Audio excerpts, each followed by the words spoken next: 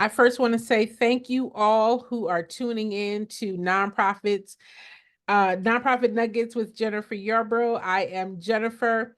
I am your nonprofit expert over 37, this year's 38 years of experience helping organizations put together plans and strategies, systems and tools, blah, blah, blah, so that you guys have the information that you need, not just to start your nonprofit organization, but to grow and sustain your nonprofit organization. I am super excited that we now have a new feature, which is called Nonprofit Spotlight, where we have an opportunity to meet new community or growing or thriving community organizations and the leaders of such who are looking to expand program, start program, sustain program, and just really have greater impact in their communities. And today I am super excited to be joined by Lady Amanda. Amanda, tell me how I say your name. Is it Piepgras? Did I say it correctly? Piepgras. Piepgras. I knew it was one or the other, and I said the wrong one. So tell me a little bit about you, Amanda. Tell me about your organization, your mission, and where you're located and the great work that you all are doing. My name is Amanda Piepgras. I live in San Diego, California, and I am an occupational therapy assistant for the past 22 years. And now I teach martial arts for kids with special needs. Wow, that's amazing. So tell me what caused you to start this program? When I started training in martial arts about 18 years ago, I realized that there's so many benefits to it. I originally started to lose weight, but there's so many other amazing benefits.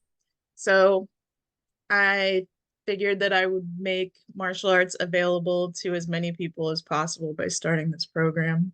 That's amazing. That's amazing. So what's the mission of the organization? Just that, to make martial arts training available to as many children as possible. Okay, We okay. do our best to remove all barriers. We have multiple locations and we get grant money so that we can offer a sliding scale. Okay. Well, the point of the nonprofit spotlight is to get to know you and give you an opportunity to ask me any questions that you may have. I understand that you've been following me for a while, which I appreciate. And you've mentioned that our correspondence regarding the grant alerts and possibly some of the other information that we send out to our mailing list. So if you guys are not on my mailing list, I would encourage you to get on my mailing list because I do send out some really good stuff regarding the nonprofit. But I'm here to answer any questions that you might have. I know that your questions are going to help and enlighten others as well. And so I'm here to serve you in whatever capacity that you may say, Jen, I'm curious about this, or I'd like information about that. I'm happy to answer your questions and again, help as many people who are listening as well. So, what's on your heart? What are your challenges that I can help you kind of work through? I would say right now, my biggest challenge is getting the community involved with my fundraising efforts. Mm-hmm. You know, as a community-based organization, um, we sometimes overlook the power of, right, raising awareness around the work that you do and clearly using the martial arts as a way of reaching, inspiring, instilling in young people the value of discipline, the value of emotion and control, and what all the things that go into your work. How do we raise awareness to those that are not in the program? Your donors, your funders, your businesses, your possible collaborators, or those that would give in kind. We do that through sharing and showing and engaging around impact. So, how do we do that? Many times you can do that by possibly video, right? Videoing some of the sessions in practice and not just showing the activities of the martial art, but also talk about, because you're talking to the people who are not in it, talking about why these why these formations or why these postures or why these activities that are happening, what is it instilling, right? These young people are going through areas where they are learning leadership, they're learning self-discipline, they're learning communication, whatever it is. So you're not just showing the activity of what you do, but you are what? Explaining, you're educating and informing. That's how we connect with our community. The people who are not in the program have to understand the value of the program. So they are motivated, they are informed, they are inspired by the work when they understand, why is this important? Am I making sense in what I'm saying? So you raise awareness around the impact, around the value, around the importance.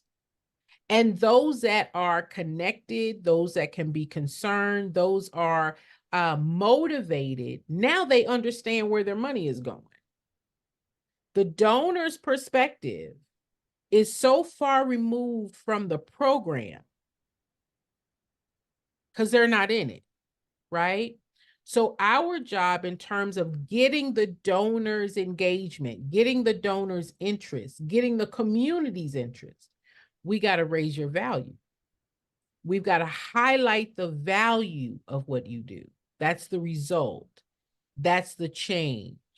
That's the, not only are the kids in martial arts, but those that now move through the program or leave the program, this is what they've learned. They've learned discipline. They've learned communication. And these are things that can help them in their life. Are you hearing what I'm saying? I am, yeah, and it makes a lot of sense. I'm actually in the process of having a promotional video made. So, yeah, I hope that that makes a difference. And you being able to chop that video up right into reels. I can tell you, I've been doing fundraising before all these little tools like reels and internet and all this other stuff. But let me tell you how to use these reels and how to use that video. You are giving those that don't know what you do an insight into why what you do is important. That's your product. Every business has a product. Every business has a product.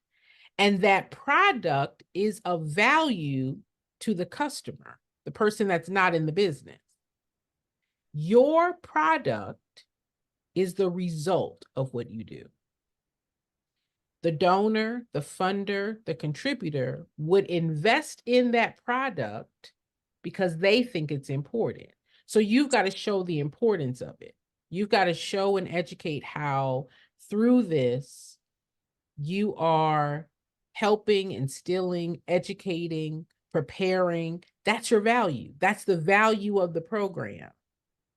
So when you get these videos done, you want to share the activity, and through the activity, how their support with donors and with our community joining us in this work together, we are instilling not just a exercise or a creative warm form of expression, but we're helping these young people to strategize. We're helping these young people to understand how to analyze positions.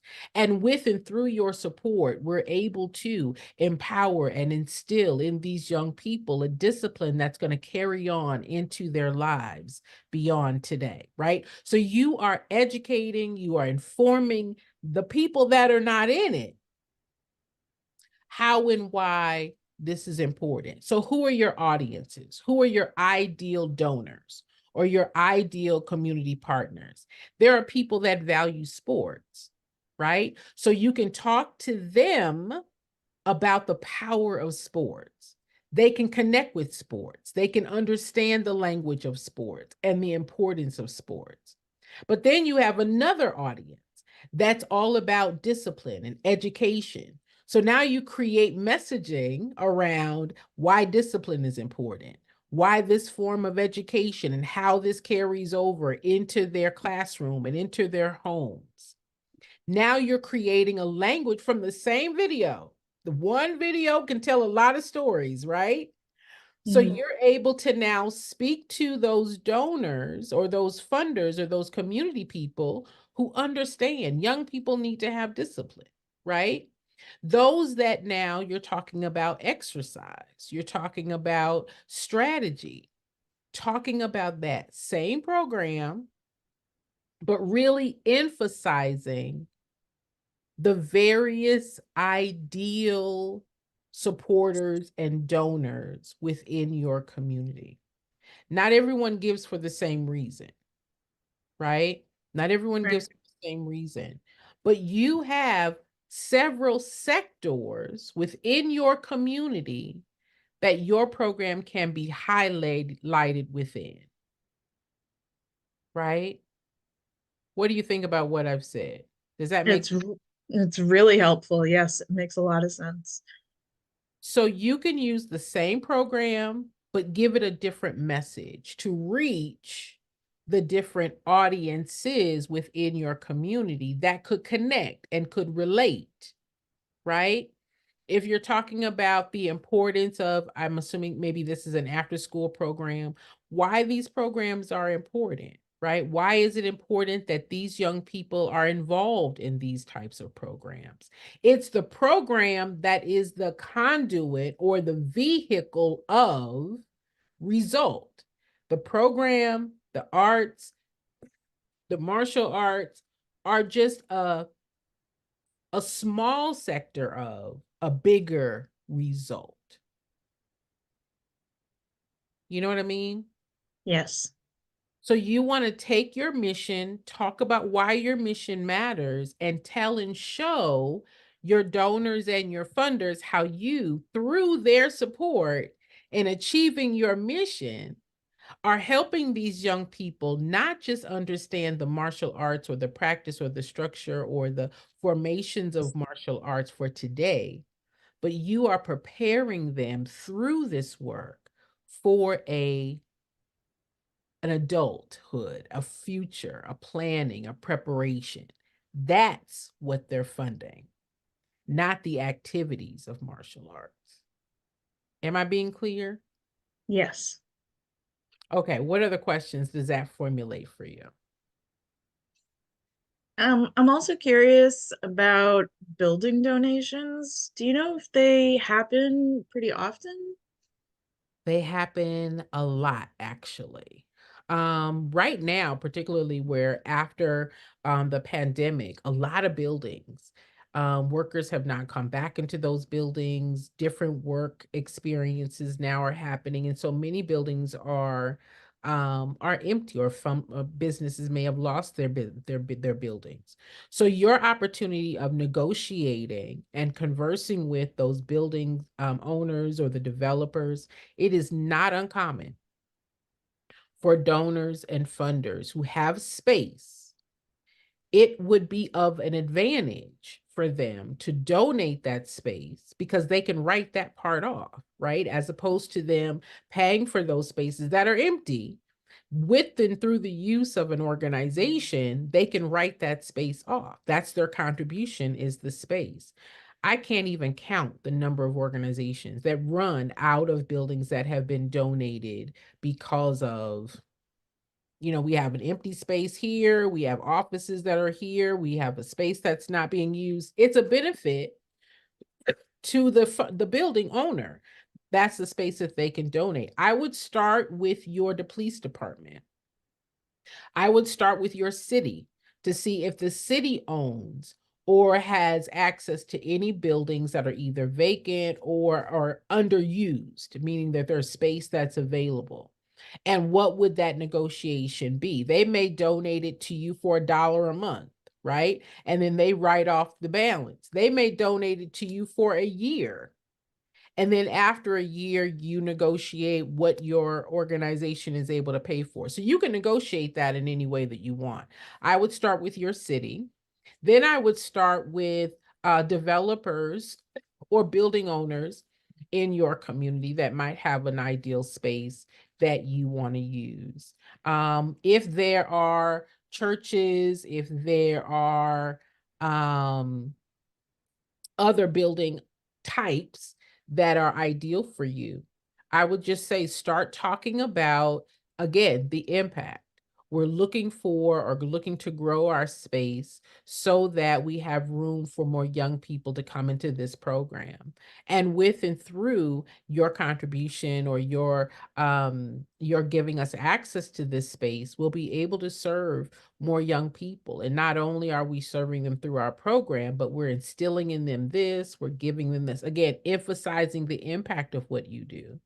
And then letting them know, do you need the space, all week? Do you need the space just a few hours a day? Whatever that is negotiated, again, it is not unheard of. I would start with your city. I would start with the police. Many times the police, they go in and confiscate these buildings because there is untoward behavior happening in some of these places. Um, I would start there, right? If they're sitting empty, possibly some of the banks. If you have relationships with bank owners, those buildings are probably owned by, right, or being leased by banks. And many of them may have access or knowledge of what the cost is. And again, it's a write off for them. If the space is empty, by contributing and making it available to the nonprofit organizations, they get the write off, but then they also get an opportunity to be of service and of use, and that is not uncommon at all. So I would not hesitate. Create a letter of in kind. It could be an in kind ask, where you're asking them to make their contribution of access to the space once a week, twice a week, 3 times a week. Would they be willing to provide and be a sponsor of the program by offering the space? And this is how you'll recognize them.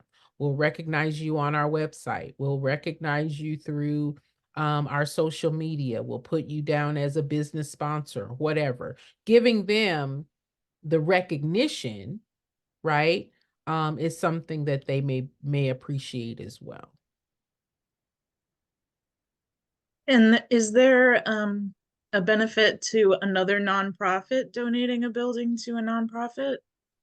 That's a partnership and a collaboration.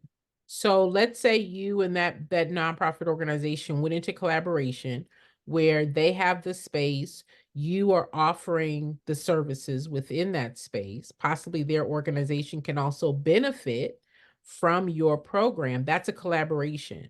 And so when you are writing grants or seeking funding, you can mention to the funder that your partnership with this organization enables your organization to have greater access or capacity to deliver more program. And so the support of or the paying for the space ensures that you have the funds if you have to pay the nonprofit or the ability to deliver that program on a broader scale. That's a great collaboration ask to a grant funder. It increases your capacity and it enables you and that organization to work in partnership, possibly to reach more youth if they also are youth serving. Um, and it enables you to serve more people. So that's a great ask, a collaboration or a partnership ask that and you want to make sure that your budget is included, that with that space, they're contributing the space, right? So that amount goes in the budget. And then you're providing the program in that space, the staff time, the equipment, the materials, that also goes in the budget.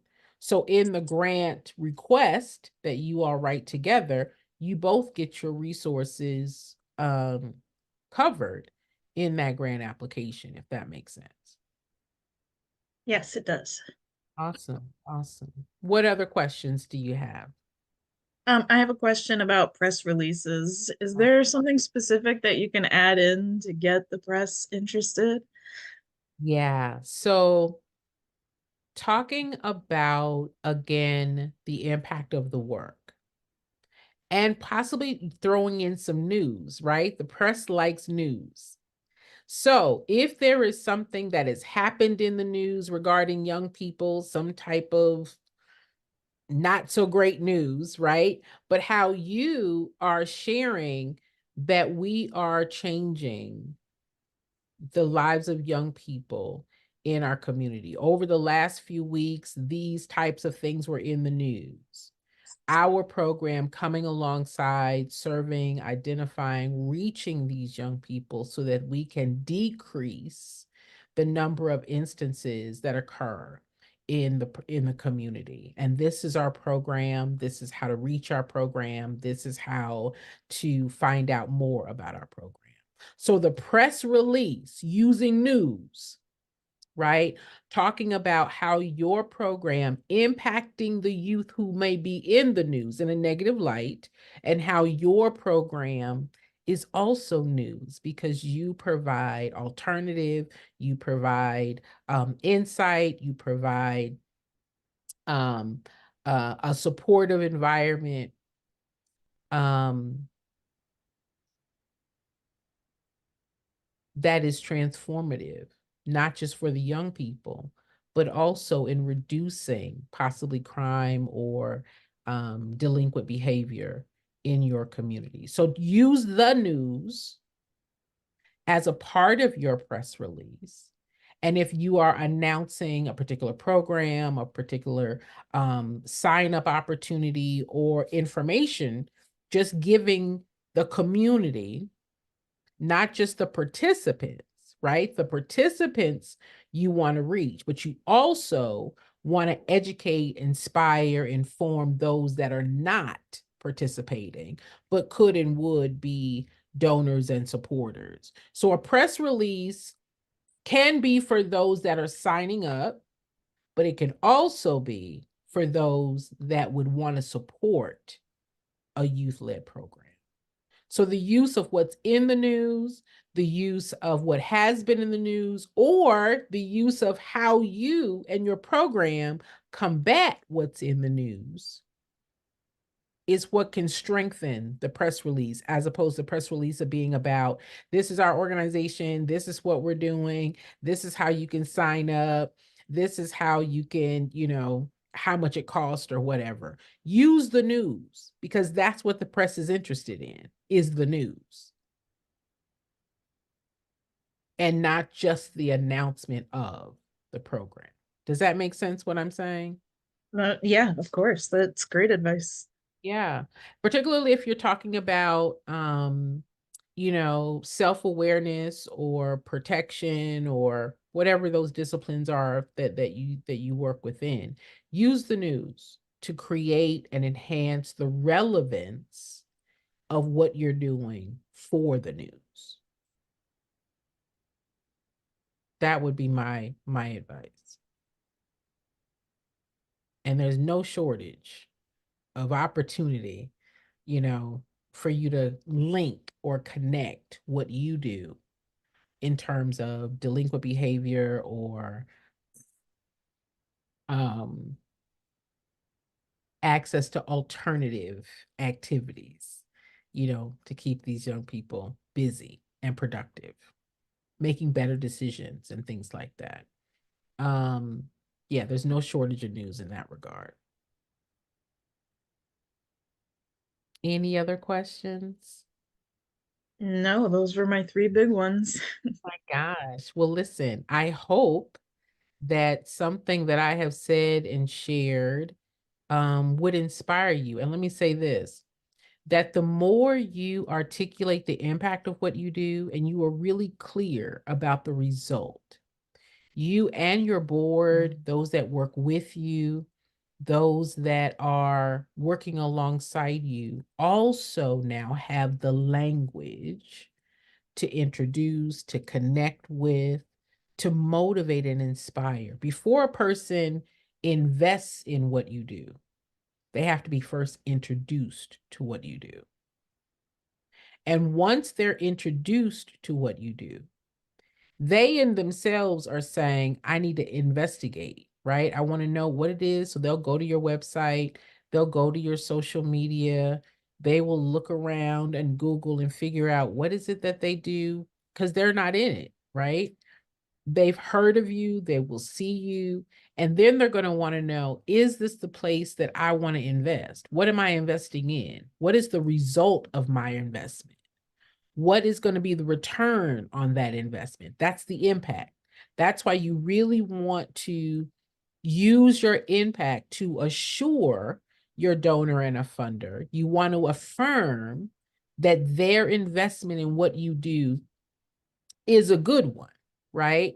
So, all of that language that you and your board are able to use to reach more people, donors, funders, contributors, prospective donors, they first have to be introduced. So using your social media, using press release, using photos, using videos, using your voice and your conversation and explanation, inviting people to come and see the program at work, hearing from those young people who have been in the program where they are speaking or sharing about how the program has changed their lives.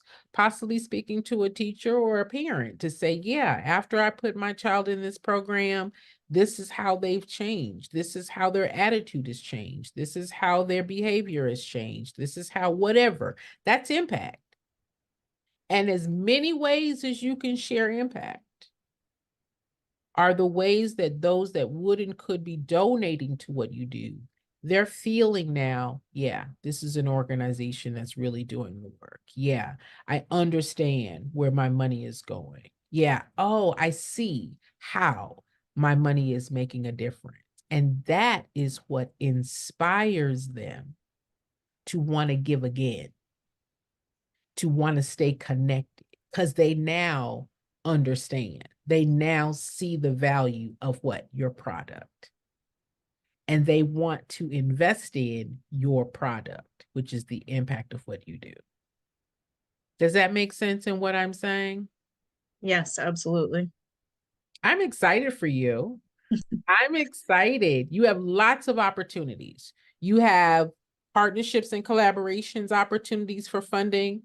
You have opportunities for in-kind contributions from the building, from the support of the building.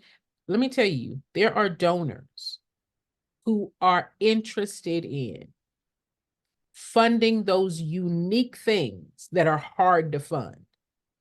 There are donors that are looking for opportunities to help and to work with organizations that are hard to fund. And many times that's building. Many times that's building. So that's a very specific and especially a special ask for those people that are interested in funding that, you know. So I want you to know that there is no shortage and there is no limit to the ways that you can share, not just in the ask, but showing how by meeting the need of that ask, what the impact of that it will be. It's not about the money. It's about what is the result. And the people will make their decision about how much they're going to give, how much they can give, what's within their budget to give. That's none of our business. Our business is to show the value, show the result. And those people that will put you in their budget by being a monthly donor, they will put you in their budget by being a major donor. They will put you in their budget by being an annual donor. Why would they do that? Because they believe in your product. So market your product, raise awareness about the importance of the work, talk about the difference that your program makes in the community and in the lives of those that are in it. And that's what attracts the donors, the funders, the contributors, the supporters that walk alongside your organization in the community. Am I making sense? Oh, yes. Lots of sense. Yeah, I know that for many times, people that I speak to every day, they say, Jen, I started my nonprofit because I was really excited and passionate about the program. And they know the program, right? I know the program, Jen. I know how the program works, but the program is an expense. And the program is not something that your donors, your funders, your contributors are in. They're not in the program. So the only way that we can reach those that are not in the program is to talk about the value, not the activity, but the value of that, that is the result of those activities. Because when they support you financially, your money goes towards what it takes to do it, the staff, the program materials.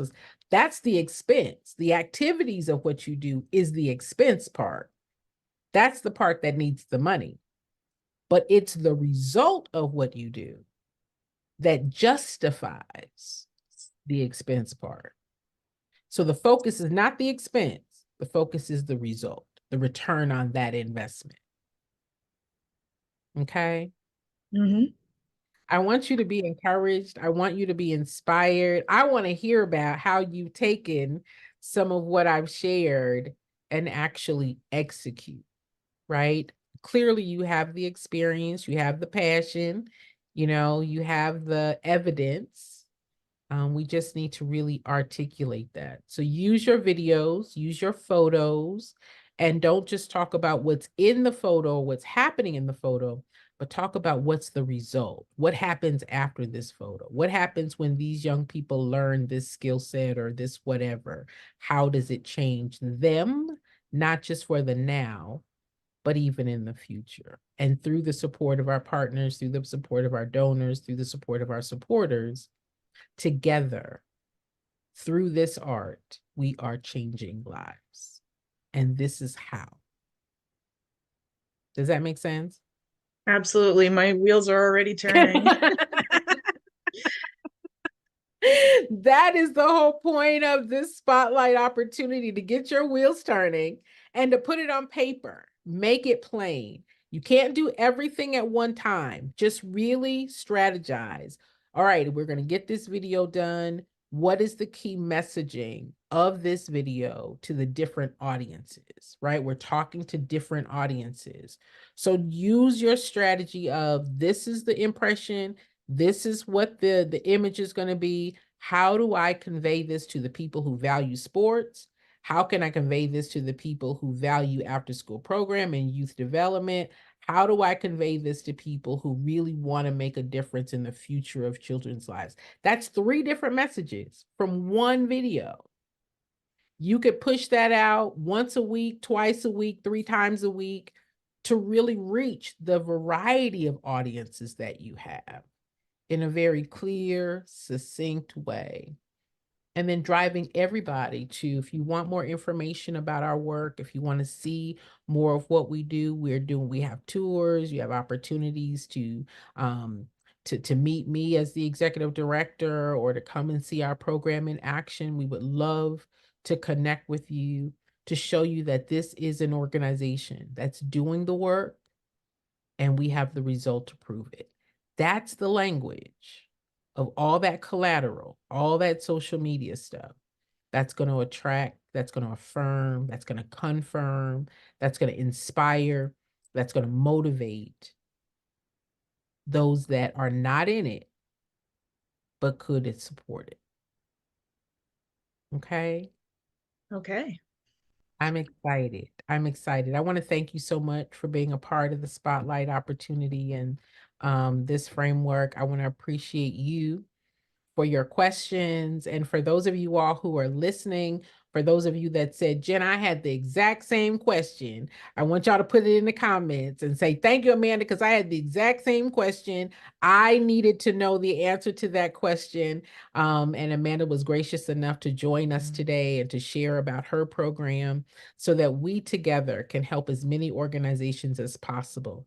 Not just start an amazing program, but we got to figure out how to sustain this thing and get the revenue and the resources to do it. So I am happy to be your nonprofit expert. I am happy that you are following. I'm happy that you got benefit from this opportunity. And I'm happy that you shared about your program. Do you have a website that we can share for people who would like to know more about what you do and how to find you and how to reach you? We have people who are funders, who are donors, who are supporters of organizations. So tell us a little bit about where you are, if there's a website you'd like to share, and anyone that is interested in an amazing youth focused program. This is indeed one that you guys want to investigate to support. So, anything that you want to share about your organization, Amanda?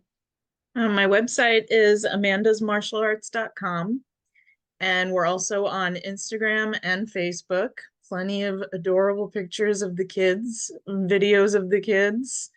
They are way cuter than I am. So yeah, I encourage people to follow us and see what we're all about. Awesome, awesome, awesome. I will put in the comments her information, her website, and ways to follow her as well. I encourage you to follow her. I encourage you that if you are inclined to support her work. And I want to thank each and every one of you all for liking, for subscribing, for following Nonprofit Nuggets with Jennifer Yarbrough. I am your nonprofit expert. Thank you all for joining us here. And again, if you have any questions, please feel free to put them in the comments. Like and share this video, and let's work together as a community of leaders, as a community of servers, as a community of impact developers to support one another in this work so that we all can grow and touch our communities in meaningful ways. Thank you again, Amanda, for today. Thank you for sharing your story and sharing with my audience. I appreciate you. Thank you so much for all of your advice. I'm definitely already thinking about what's the next step.